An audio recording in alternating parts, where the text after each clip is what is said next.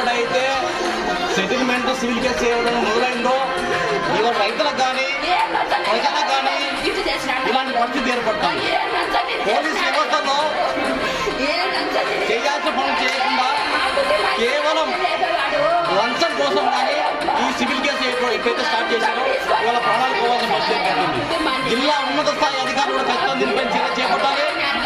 ఎవరైతే ఈ సివిల్ కేసులను టేకప్ చేసి మొన్ననే గొడవ సృష్టించడం జరిగింది.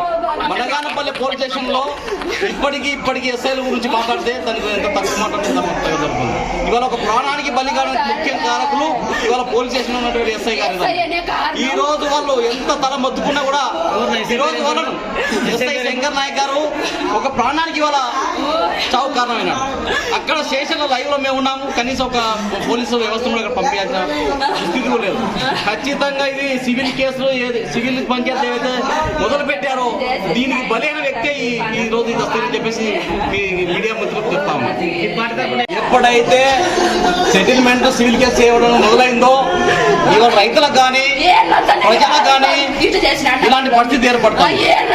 పోలీస్ వ్యవస్థలో చేయాల్సిన పనులు చేయకుండా కేవలం లంచం కోసం కానీ ఈ సివిల్ కేసు ఎప్పుడైతే స్టార్ట్ చేశారో ఇవాళ ప్రాణాలు పోవాల్సిన పరిస్థితి ఏర్పడుతుంది. జిల్లా ఉన్నత స్థాయి అధికారులు కూడా ఖచ్చితంగా దీనిపై చర్య చేపట్టాలి.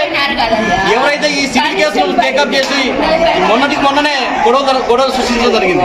మనగానపల్లి పోలీస్ స్టేషన్ లో ఇప్పటికీ ఎస్ఐల గురించి మాట్లాడితే దానికి ఎంత తక్కువ మాట్లాడితే జరుగుతుంది. ఇవాళ ఒక ప్రాణానికి బలి కావడానికి ముఖ్య కారకులు ఇవాళ పోలీస్ స్టేషన్ లో ఉన్నటువంటి ఎస్ఐ గారు.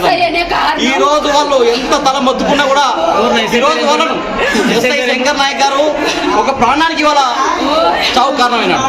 అక్కడ స్టేషన్ లో లైవ్ లో మేము ఉన్నాము. కనీసం ఒక పోలీసు వ్యవస్థ